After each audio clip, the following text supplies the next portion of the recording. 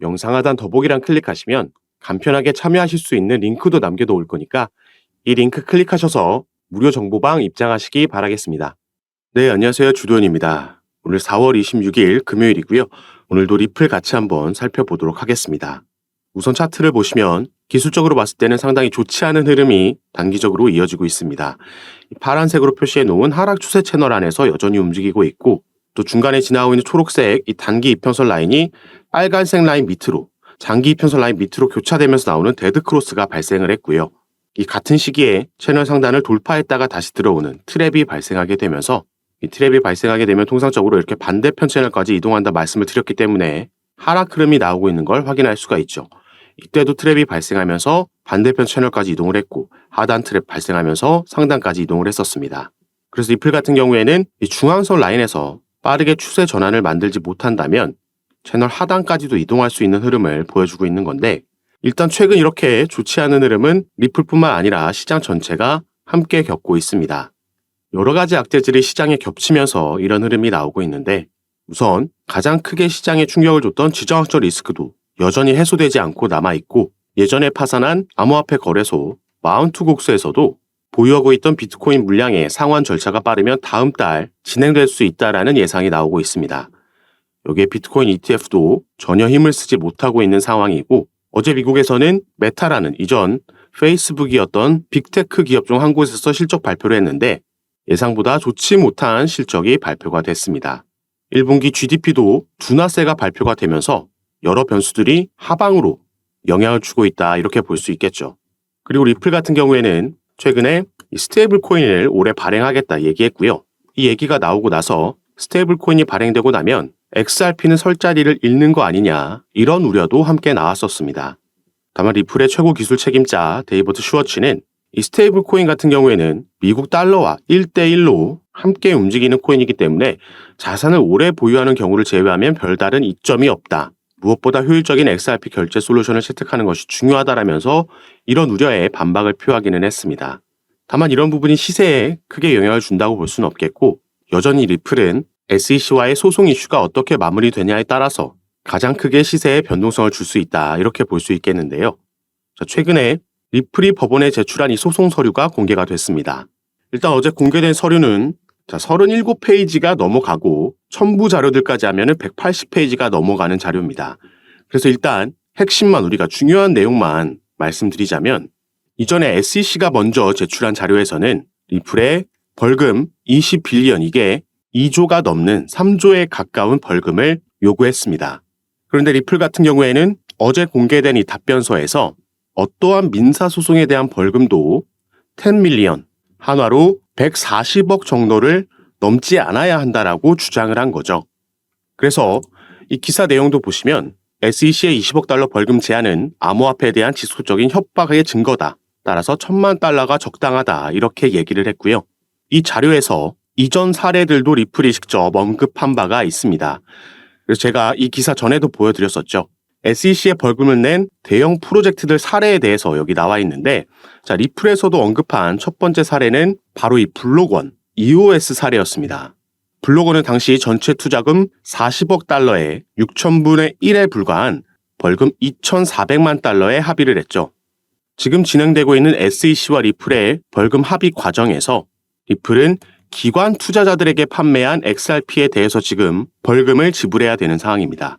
그리고 기관 투자자들에게 판매된 그 액수가 대략 13억 달러이기 때문에 당연히 지금 이 사례보다 적은 벌금을 제시했다 볼 수 있겠고, 또 한 가지 리플이 언급한 사례는 바로 텔레그램이었습니다. 텔레그램 같은 경우에는 1,850만 달러의 당시에 벌금을 내고 합의한 바가 있습니다.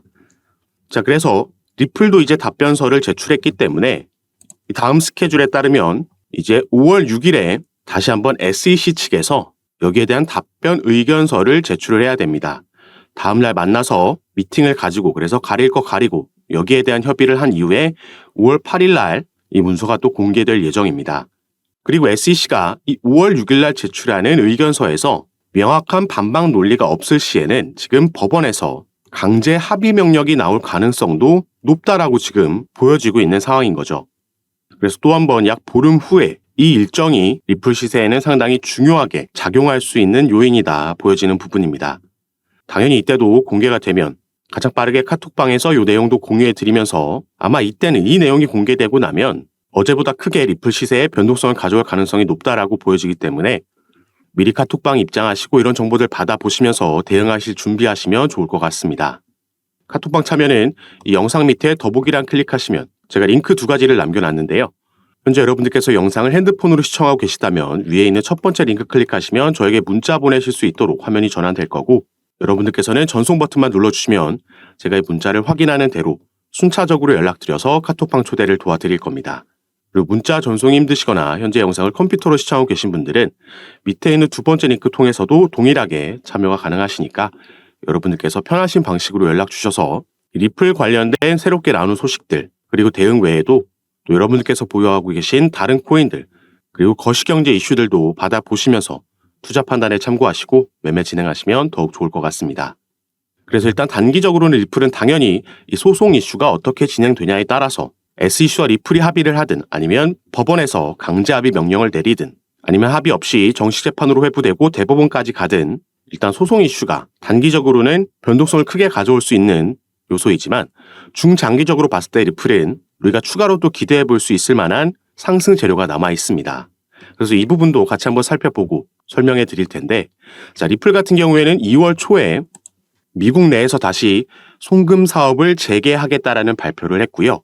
그 후 일주일 만에 스탠다드 커스티디언 트러스트라는 미국 내에서 정부의 인가를 받은 암호화폐 수탁 업체를 인수했다라는 발표를 했습니다.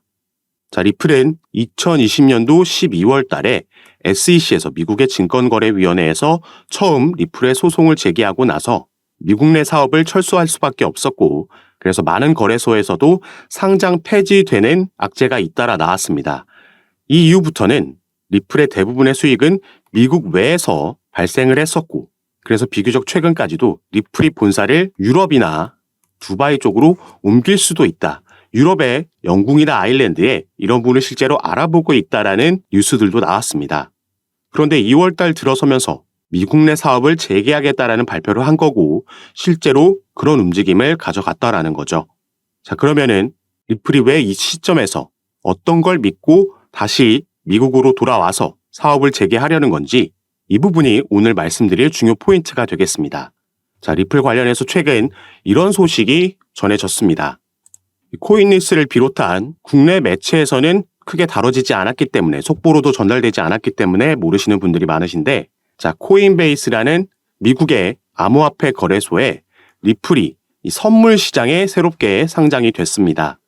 현물 같은 경우에는 작년에 약식 재판이 끝난 이후에 다시 재상장이 이미 됐었지만, 자, 선물 시장에는 처음으로 새롭게 상장이 된 거죠.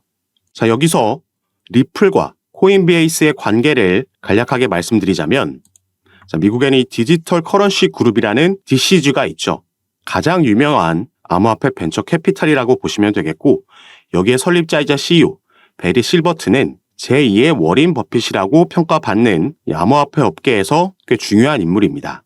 자, 이 DCG에서 바로 방금 살펴본 코인베이스를 자회사로 소유하고 있고요.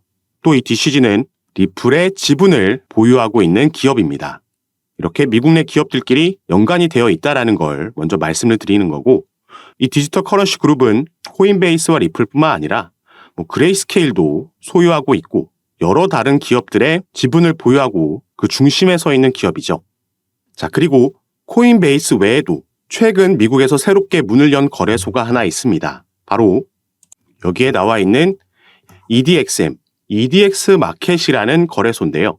이 거래소는 피델리티를 비롯한 미국 뉴욕 월가의 대형 기업들이 함께 만든 거래소라고 보시면 되겠고, 이 거래소에서는 개인들이 아닌 기관들만 거래를 할 수 있게 되어 있습니다.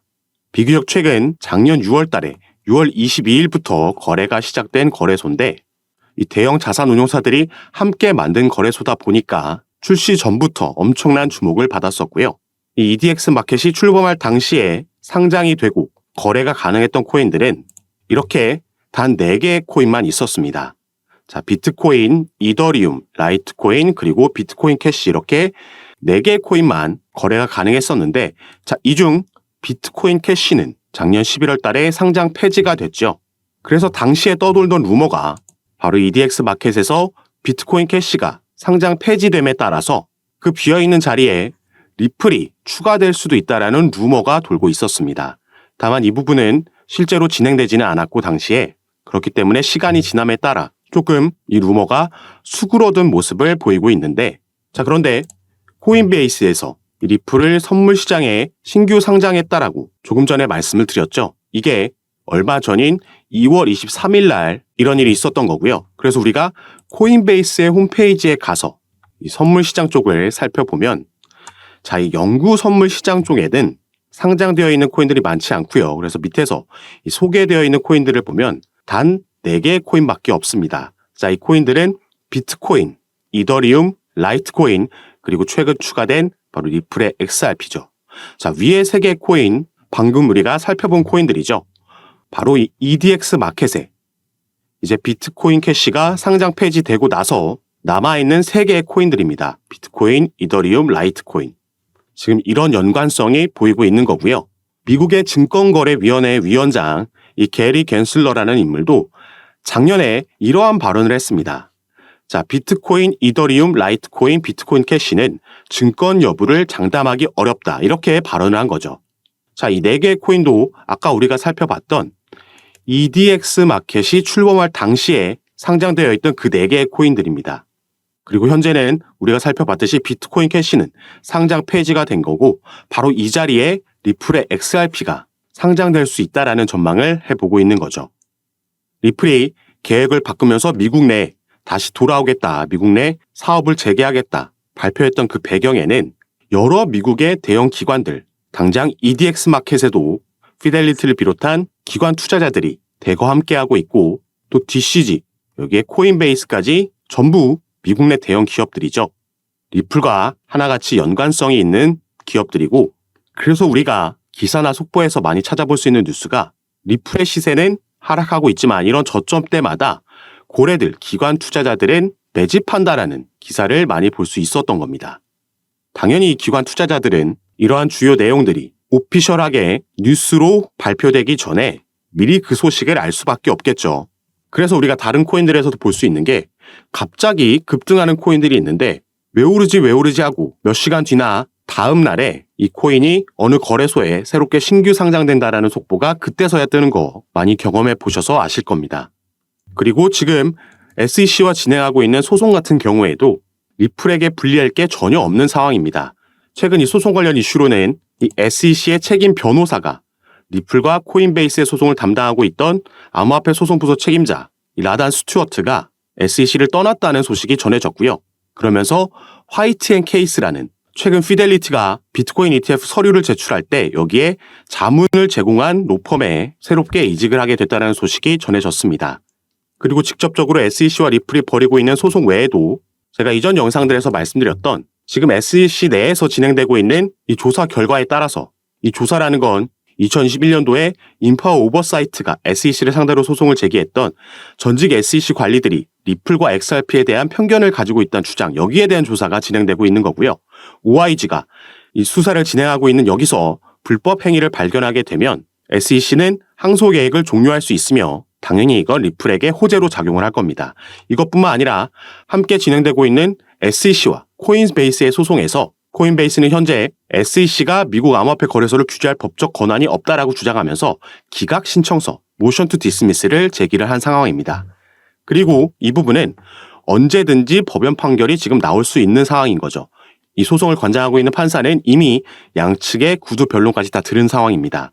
이 두 가지 변수 모두 리플에게 긍정적으로 작용할 수 있는 부분이고 또 올해는 미 대선까지 있기 때문에 이 이후에는 SEC 위원장 게리 갠슬러는 상당히 높은 확률로 교체될 가능성이 있다라고 보여지고 있죠. 그리고 오늘 중점적으로 살펴본 이 EDXM 상장 이슈도 어마어마한 호재로 작용할 수 있습니다. 그래서 이 당시에 작년 6월 달에 EDX 마켓이 출범됐을 때 여기에 상장돼 있던 4개의 코인 당연히 엄청난 상승력 보여줬고요. 지금은 상장 폐지됐지만 이 4개의 코인 중 하나였던 비트코인 캐시는 단기간 안에 무려 이 당시에 200% 상승하는 모습을 보여줬습니다. 자, 리플이 만약에 여기에 상장되게 되면 당연히 비트코인 캐시보다 코인 시장에서는 시장의 주목을 많이 받고 상징적인 코인이기 때문에 지금은 우리가 상상도 할 수 없는 급등하는 모양새도 충분히 나올 수 있다 보여지는 부분이죠. 그래서 제가 당연히 새롭게 나오는 소송 소식들도 카톡방에서 빠르게 전달해 드릴 거고, 이런 부분 제가 카톡방에서 전부 무료로 공유해 드리고 있으니까 여러분들께서도 이런 정보들 받아보시고 투자 판단에 참고하셔서 매매 진행하시면 더욱 좋을 것 같습니다. 그리고 카톡방에서는 오늘 살펴본 리플뿐만 아니라 다른 이슈가 있는 코인들 마찬가지로 상담 도와드리면서 타점과 비중을 공유해 드리고 함께 매매 진행하고 있으니까 여러분들께서도 이런 부분 받아보시면서 조금 더 전략적으로 안전하게 함께 투자하실 수 있었으면 좋겠습니다. 자, 카톡방에 참여하시는 방법은요. 영상 밑에 더보기란 클릭하시면 간편하게 참여하실 수 있게 제가 링크를 남겨놨습니다. 여러분께서 지금 영상을 핸드폰으로 시청하고 계시다면 가장 위에 있는 링크 클릭하시면 저에게 문자 보내실 수 있도록 자동으로 화면이 전환이 될 거고요. 여러분들께서는 전송 버튼만 눌러주시면 제가 이 문자를 확인하는 대로 순차적으로 연락드려서 카톡방 초대를 도와드릴 거고, 또 문자 전송이 힘드시거나 컴퓨터로 영상을 시청하고 계시다면 그 밑에 있는 링크로도 참여가 가능하십니다. 여러분께서 편하신 방식으로 연락 주셔서 제가 드리는 정보들 타점과 비중 받아보시면서 투자 판단에 참고하시고 매매 진행하시면 더욱 좋을 것 같습니다.